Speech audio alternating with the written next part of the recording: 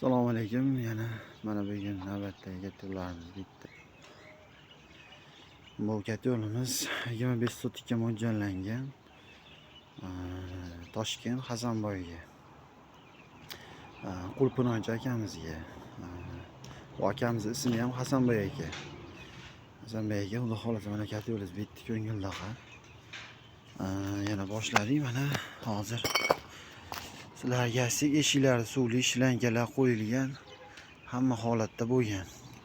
Endi birinchi o'rinda biz bunga konfliktlardan nimalar beriladi, shularni aytib o'tib ketsak.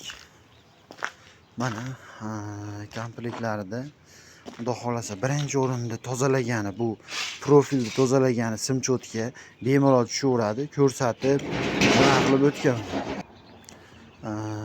Shu 10 sotikni tozalab nima qilib ko'rsatib o'tib ketganman.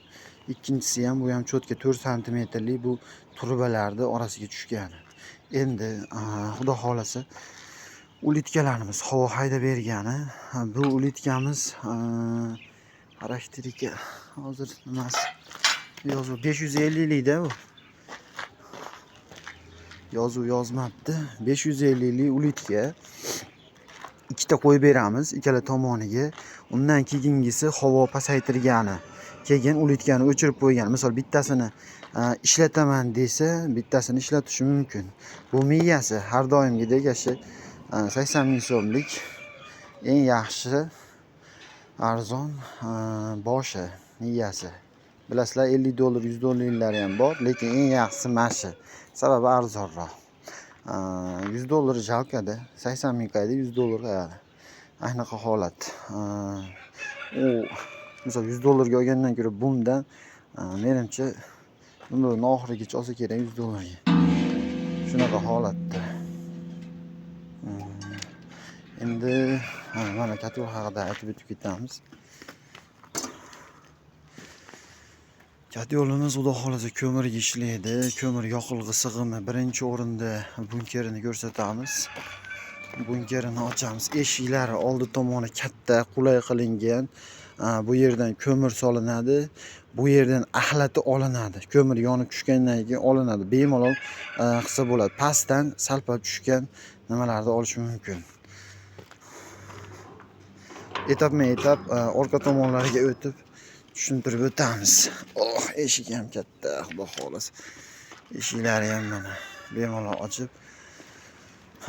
Bilasizlar, har doimgidek mana men katyo'lni suvlarni bo'lib, katyo'lni ichki tomoni gapiradi-yu, o't tegadigan joyi suvlarni bo'lib, bo'lak-bo'lakka ajratib, undan keyingisi birinchi o'rinda o't sirazi shunga tegadi, tegib orqa tomonga o'tib ketadi. Oz suv tez qaynab chiqib ketadi.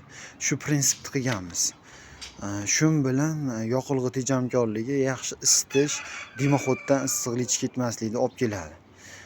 Tez gradusga ko'taradi ham. Misol, tezroq borib aylantirib keladi.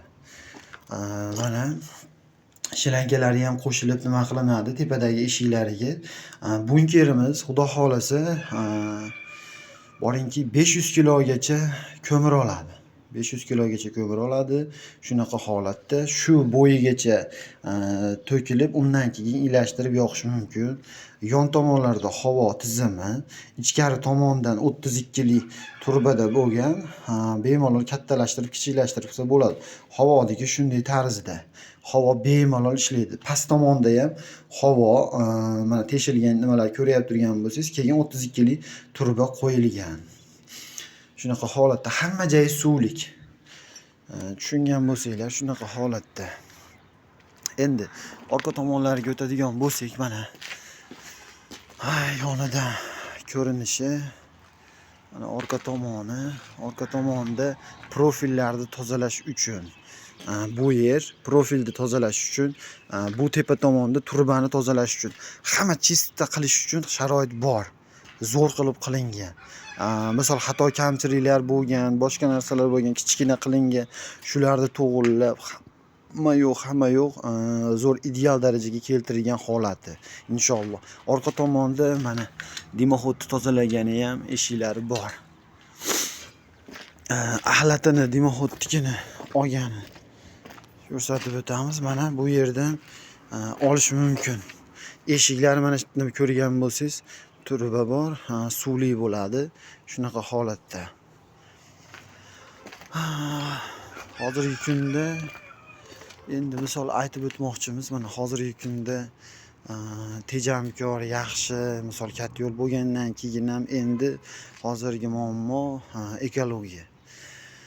Ekologiya muammo bo'lyapti. Sizlarga aytib o'tamizki, baribir har qanaqasiga yongandan keyin boshida tutun chiqadi. Har qanaqa katta yo'lda chiqadi. Har qanaqasida. Shuning uchun filtr qo'yish kerak.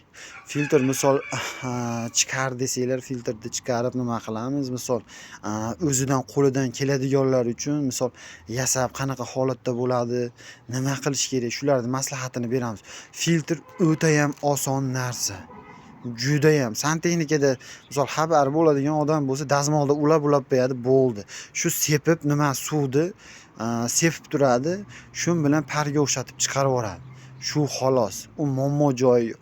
Lekin bu misol mana hozir gaplashganimiz Toshkentda dronlarda hamma yo'q qilishi, misol to'xtatishyapti ekan. Bu narsa endi ochig'i to'g'ri narsa. Misol biz ishimizga balki ta'sir qilar, to'xtar, boshqa narsa bo'ladi, lekin bu to'g'ri. Sabab nimaga? Bu odamni sog'lig'i uchun misol o'zingiz bo'lmasangiz bu qilgan narsalar nima keragi bor? Sog'lig'ingiz yomon bo'lib tursa, bitta insonga zarar keltirsangiz, unda to'g'ri kelmaydi.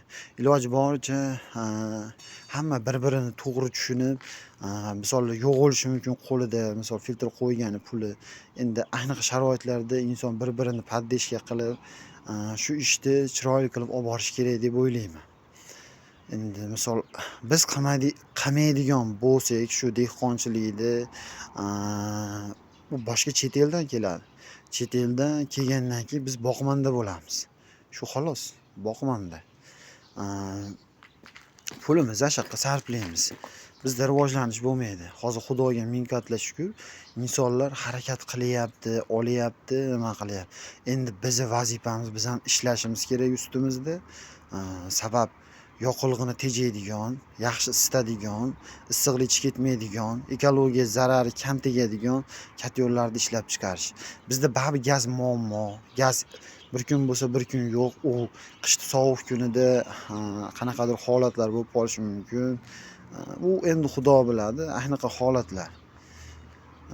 Shuning uchun bir-birimizga yordam berib nima qilamiz? Inshaalloh yozsanglar, nima qilamiz? Xudo xolasa filtrchilar nomeri ham bor. Ularnikini ham beraveramiz. O'zimiz hozir vaqtimiz bo'lmagani sababli qilmayapmiz. Biz ham Xudo xolasa qilamiz. Biz inshaalloh arzon qilamiz. Misol ko'rib buni nimasini, misol bitta filtrni misol 2 kunda yasab qo'ysa bo'ladi-da. 2 kun oshib ketsa, 1 kundadir, balki 1 kunda yasab qo'ysa bo'ladi. U muammosi yo'q. Faqatgina yaxshi qilib chiroyli qilsak bo'ldi. Endi nima ham deb bo'lamiz? Kimgadir shunaqa natijador, yaxshi katta yo'llar kerak bo'ladigan bo'lsa, murojaat qilaverasizlar. Ma'lumotlarini beramiz, uni qanaqa holatdaligini. Inshaalloh Xudo xolasa eng tejamkor, yoqilg'ini tejab, yaxshi isitadigan katta yo'llar deb ayta olaman. Nimaga? Sabab sinovdan o'tib insonlar olyapti. Misol videolarni ko'p qo'ya olmayapman, ko'p nima qila olmayapman. Sabab vaqt yetishmayapti.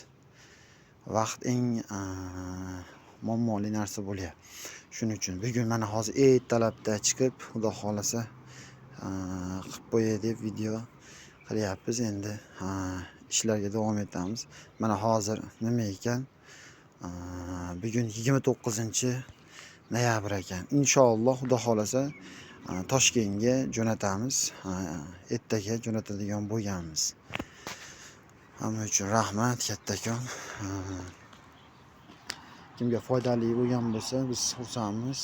Xudo xolasa kommentariyada yozinglar o'zingizlar fikringlarni, nima qilish kerak. Hamma ko'p birlashib, birga qilsak, hammasi yaxshi bo'ladi. Sizlarga qanaqa qulayliklar qilib berish kerak, shularni yozsanglar, biz qo'ldan kelgancha harakat qilamiz. Faqatgina ishlash kerak. Nimaga? Biz o'sish shunda bo'ladi deb o'ylayman.